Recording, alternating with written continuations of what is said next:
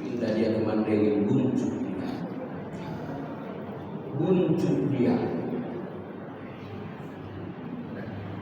Macam mana buncuknya? Lantak kalian lagi sini. Ditinggalkan kalian. Dia. Ditinggalkan Nabi Yunus kaumnya dan dia pergi tanpa perintah Allah. Nah, itulah bedanya. Rupanya biar pahit, kalau nggak disuruh pindah, jangan pindah, tahankan. Kalau sekiranya seperti itu disuruh berdakwah ke sebuah kampung, ke borong-borong masuk ke dalam sana.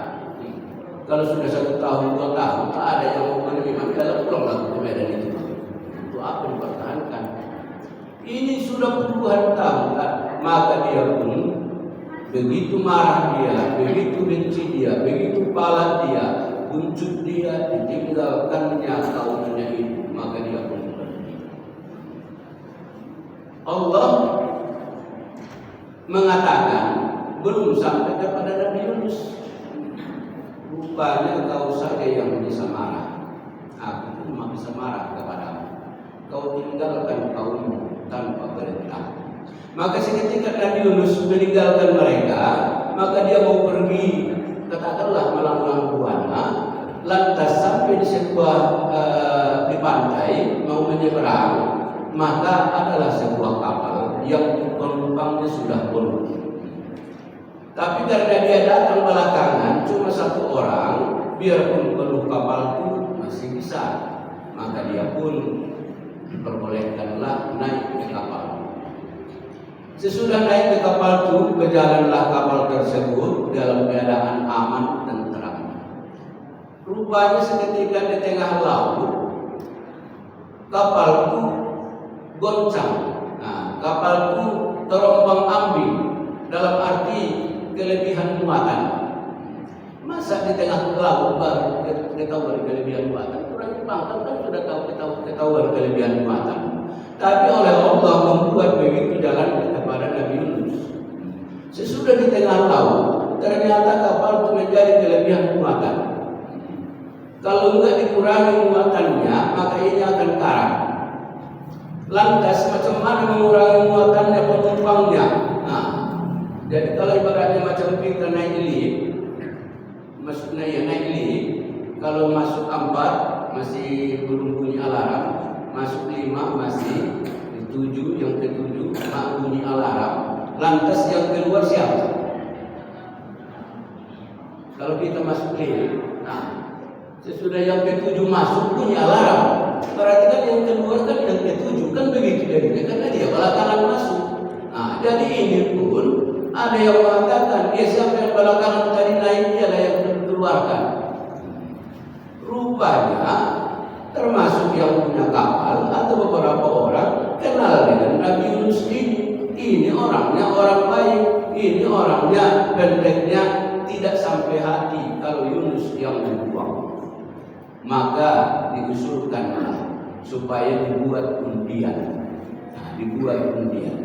Siapa yang dapat nomor sial, maka dialah yang dikeluarkan. Penumpang sepakat. Dibuatlah undian. Cabut. Ternyata yang dapat nomor sial adalah Nabi Yunus.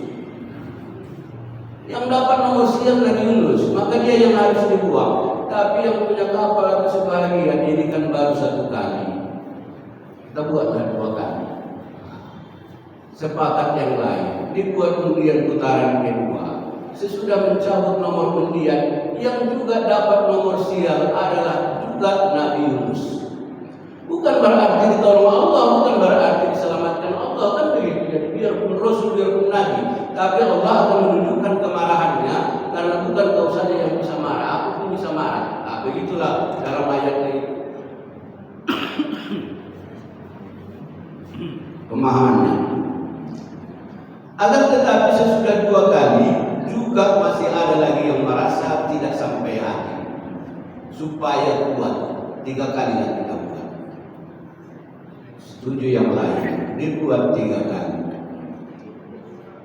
Masing-masing cabut nomor, maka yang ketiga pun juga yang dapat nomor sial adalah Nabi Yunus. Maka Dibuang Nabi Yunus ke tengah laut, lantas ditangkap oleh ikan hiu. Walaupun Allah biarpun begitu marah tadi kepada Nabi Yunus, memberikan hukuman. Kalau kita kan lebih dari itu. Kadang-kadang dosa kita, maksiat kita, pelanggaran yang kita lakukan, tak datang kemarahan Allah seperti itu kepada kita, kan begitu. Nah, Nabi Yunus Rasulnya begitu, dibuat Allah ujiannya, kalau dikatakan hukumannya atau peringatannya.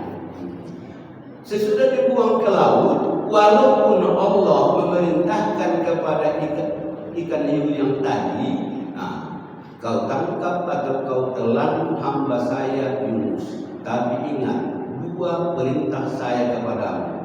Jangan sampai patah tulangnya. Jangan bukan patah tulangnya, jangan sampai dia mengalami luka sedikit pun. Memang itulah artinya, dibalik ujian, dibalik cobaan, dibalik kemarahan Allah itu, tetap juga dilindungi Allah. Engkau tangkap dia, engkau telan dia, tapi jangan sampai patah tulangnya. Jangankan tulangnya patah, jangan sampai ada luka sedikit pun. Ditangkap oleh ikan hiu, kemudian dia telan selama 40 hari di dalam perutnya. Jadi panjang lagi kisahnya. Itu yang maksud saya Allah itu lebih pemaaf. Kan kalau katakan begitulah dulu sebutkan kepada kita.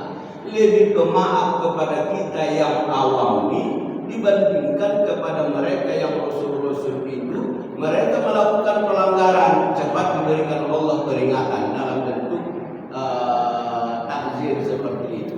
Kalau kita entah pelanggaran apa yang sudah luar biasa kadang-kadang kita lakukan, tapi belum diberikan Allah peringatan, maka bersyukur kita kepada Allah.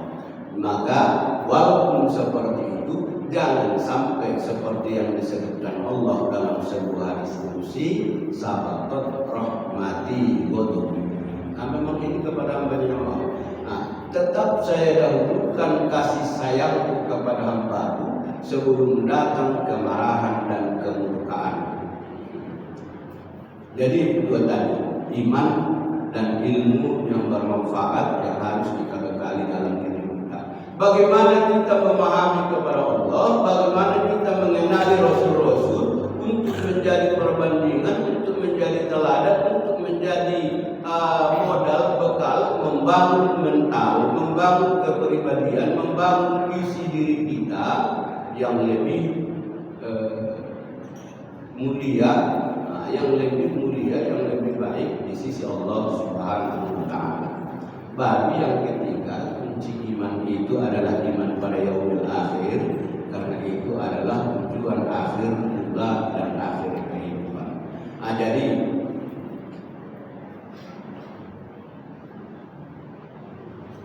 saya yang ingin saya berikan PR lah dulu. Saya ingin berikan PR. Kalau bapak-bapak, ibu-ibu berpikir mengingat Allah itu di mana? Di hati. Seketika berdoa itu kemana? Kepada Allah yang diingat hati. Seketika berserah itu kemana? Seketika berlindung itu kemana? Ini menjadi menjadi pelan-pelan lah sambil bapak-bapak ibu-ibu malam-malam jangan terangkali lampunya, duduk-duduk agak bersandar sambil berpikir-pikir tentang diri kita. Seketika kita mengadu kepada Allah, seketika kita memohon kepada Allah, seketika kita beribadah kepada Allah. Yang mananya Allah itu yang kita sembah itu, yang dimana Allah itu tempat kita bersandar itu, siapa yang Allah itu yang kita memohon kepadanya, berdoa kepadanya, dan seterusnya dan seterusnya. Pengalaman bapak-bapak, ibu-ibu, dudukkah hati kita, dudukkah batin kita Seketika kita mengatakan iyyaka na'budu wa iyyaka nasta'in, dengan menyebut Allah atau mengingat Allah yang dalam hati kita tadi. Satu. Atau lebih dulu hati kita, lebih dulu batin kita, perasaan kita, pemahaman kita, seketika kita memahami menurut atau berdasar al-aqlus salim, akal yang sehat, bahwa Allah itu Tuhan yang kita sembah itu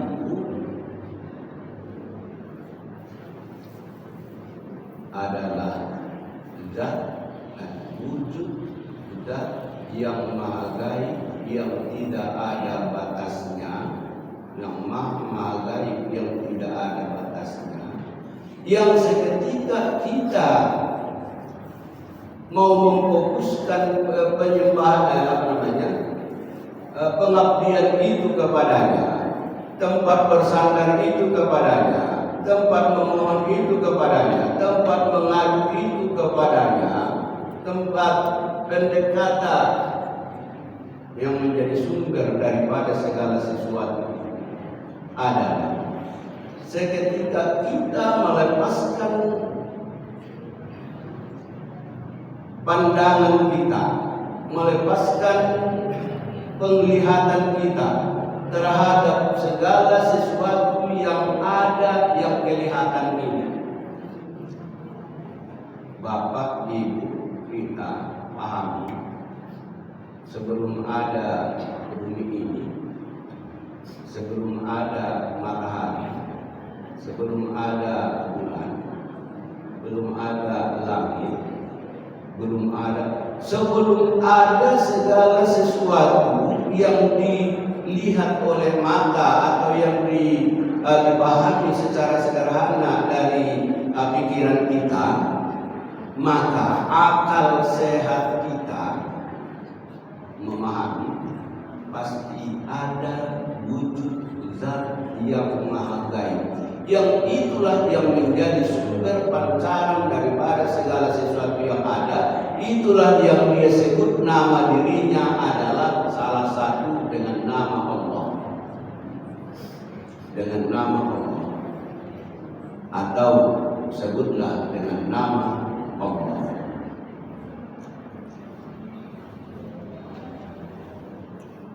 Maka kalau kita mau sholat,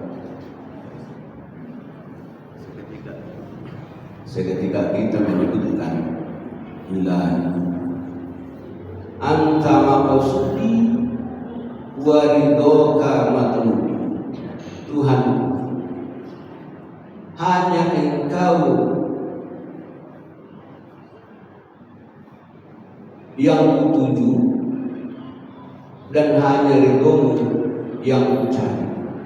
Kalau itu hanya di dalam hati, enggak tahu kita, enggak kita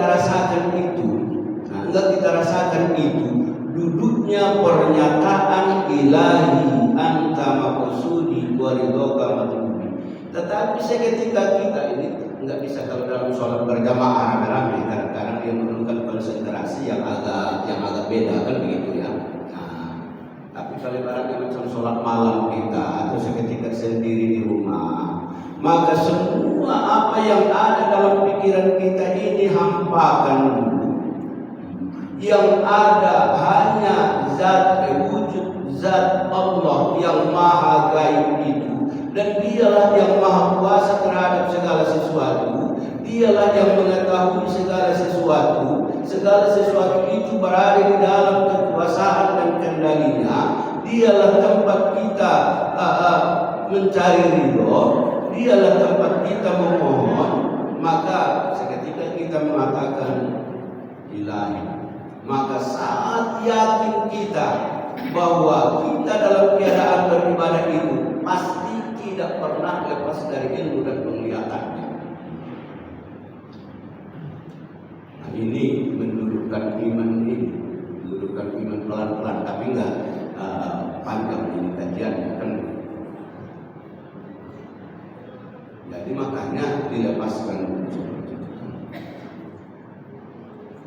Bapak-bapak ibu-ibu jamaah yang saya gunakan, saya pikir kita pernah kita siap juga ini, tapi jadi PR juga lah, jangan ibu-ibu katakan, jangan bapak-bapak katakan ini macam kajian yang baru pula dan mana pula Ustaz itu dapat. Enggak. Dan memang itulah karena selama ini atau selalu kita kan kita buat hati. Zikir itu adalah hati. Kenapa? Karena dia perantara ingat. Kalau sesudah ingat, naikkan dia ke akal untuk memahami apa yang diingat tadi. Akan itu yang dia gunakan. Hati itu adalah awal zikirnya, mengingatnya. Sesudah diingat, macam mana yang mengingat hati itu sudah dulu atau tidak? Belum. Sebelum kita angkat dia kepada pemahaman akal sehat tadi. Di atas segala dosa saya mengampun kepada Allah, di atas kekurangan kehilafan mohon maaf kepada jamaah.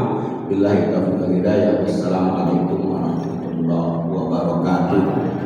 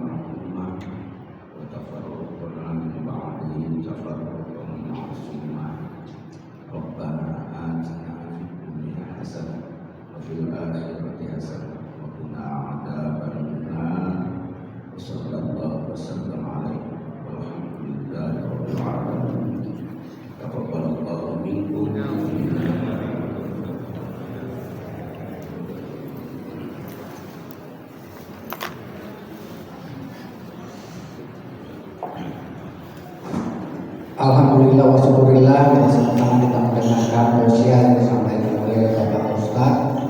Semoga kiranya penyampaian yang disampaikan oleh Ustaz bermanfaat dan berguna bagi kehidupan kita sekalian. Atas kehadiran bapak-bapak, bapak ibu, remaja masjid, kami sampaikan terima kasih. Akhirul kalam, billahi taufiq wal hidayah. Assalamualaikum warahmatullahi wabarakatuh.